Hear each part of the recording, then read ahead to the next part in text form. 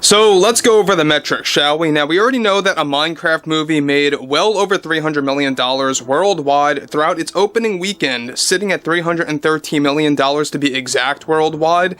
Meanwhile, you have Snow White, which is sitting around $160-some million worldwide throughout the many weeks that it's been out in theaters. And that just goes to show you exactly what kind of core customer base Disney has versus what Warner Brothers has right now, and exactly how each business, how each studio is doing things differently on a very wide scale. This is Mike Zero. Subscribe if you're new and like this video to see future updates. You can also follow me at Mike01. I thank you also very much for the great and kind support.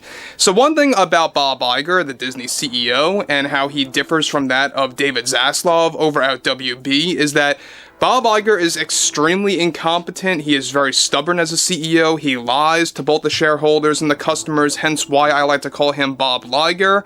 And the lies continue. We know that Bob Iger is continuing to go on the damage control train related to Snow White, related to the ongoing issues with this movie, everything ranging from the Gal Gadot and Rachel Zegler drama to the Rachel Zegler backlash, both behind the scenes and in the public eye, and the budget, alright? The marketing expenses, everything that went into this movie that really overinflated the overall budget for the film that led to its demise.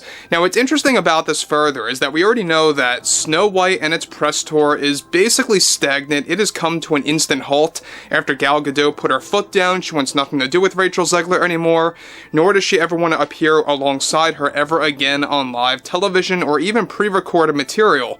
But what's interesting about this has a lot more to do with Bob Iger. Now, with the Walt Disney Company losing well over $300 million, nearing basically $400 million with Snow White due to the high budget and marketing expenses and traveling expenses for Rachel Zegler, one shocking development that is now going on involves more to do with the Disney CEO Bob Iger, who went on the damage control train yet again after Snow White lost essentially $400 million realistically when factoring in the cost of reshoots. Now, Bob Iger recently delivered the following by addressing the critics and criticism in the worst way possible.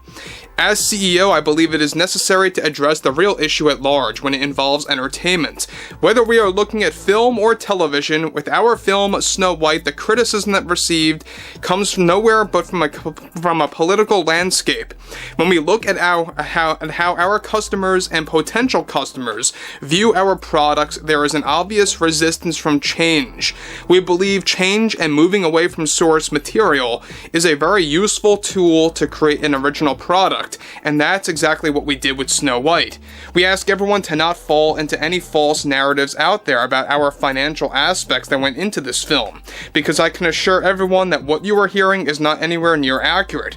Those margins I am unwilling to comment on at this time and at this moment, but our losses here at the Disney Company associated with Snow White are not what many expect or have heard of in the trades. We stand by our creative choices of what our creatives delivered into this film. It would only be irresponsible for us here at the Disney Company to cater to political activists that are appearing as critics toward one of our most popular products and a character widely known in pop culture.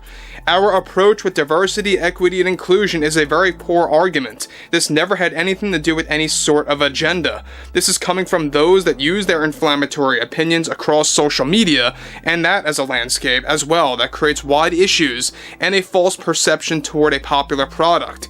We stand by what we believe is the #1 film in the world right now. We also believe in competition. What we do not support are those that engage in boycotting a product because of talents that come from different ethnic backgrounds. So guys, let me just pause here, because what's interesting about this is that Bob Iger continues to scapegoat, continues to drag politics into the argument of Snow White and why it failed. He will never admit it had a lot to do with Rachel Zegler. He will never admit it had to do with the comments that she made and how she herself dragged politics onto Twitter, onto Instagram, onto all of social media while promoting Snow White literally in the same exact sentence, alright? Now, that's another problem that needs to be heavily discussed time and time again. But here you have Bob Iger also saying that there is a false perception out there toward their product, the product being Snow White, and he is unwilling to actually comment on the true budget of Snow White, and how he is unwilling to comment on that at this time, and will be willing to do so in the coming weeks or days, whatever it's going to take.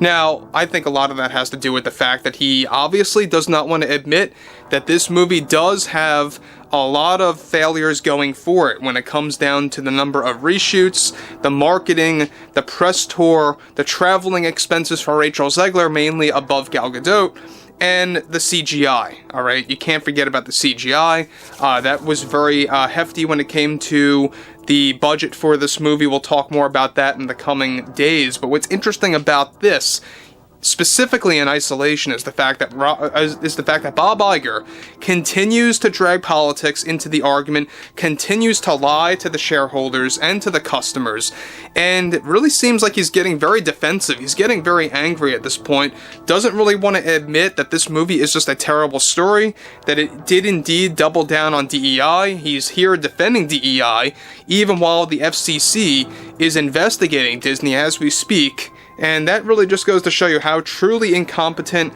he really is, and why he's trying to cover things up has a lot to do with the bigger question at large. Why did this movie cost so much money? Why did it cost hundreds of millions of dollars? Hundreds and hundreds of millions of dollars for a film that is Snow White, that really didn't need all that much money to go into this thing. So he goes on to elaborate further. Here at the Disney company, we value DEI since it allows us to gravitate toward many different regions around the globe and to have our characters relate to others. We believe this is a fair business model that is also modest and genuine and holds zero agenda. Comments on our budget for this film will be made well aware to our shareholders at a later time, but we feel right now isn't the correct time to address that to both our shareholders and customers.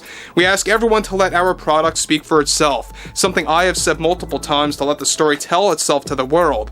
Our box office projections, though they unfortunately were not accurate and to what we predicted before, and what we had to that. This had nothing to do with the story we told, but rather from harsh critics who hold their very own narrative. And now again, he's going on about how basically the reason why this movie did not meet box office projections or predictions, whatever have you, had a lot to do with quote-unquote harsh critics. And again, this is scapegoating at its finest by Bob Iger. This is what he knows, what to do best, right? This is basically his, this is basically his specialty. He always scapegoats when it comes to politics, when it comes to critics, when it comes to those on social media that have a lot of opinions about a film or a television program. We all saw what he said about the Acolyte series. I mean, we'll never forget about that, about how he basically said the same exact thing. It's all copy and paste garbage coming from Bob Iger, let's be real. But again, this is Disney. They're very stubborn as a studio. It seems like they want to latch onto DEI no matter what it takes. This is why the board of directors, they don't want to deal with him anymore.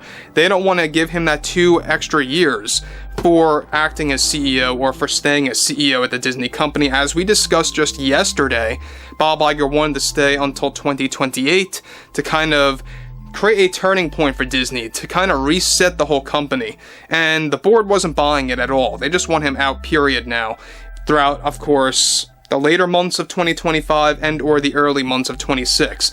But overall, I would like to hear what you all have to say about all of this below in the comments, and if you guys did enjoy the content for today, make sure to drop a thumbs up on this video to support the channel, and I will catch you guys later.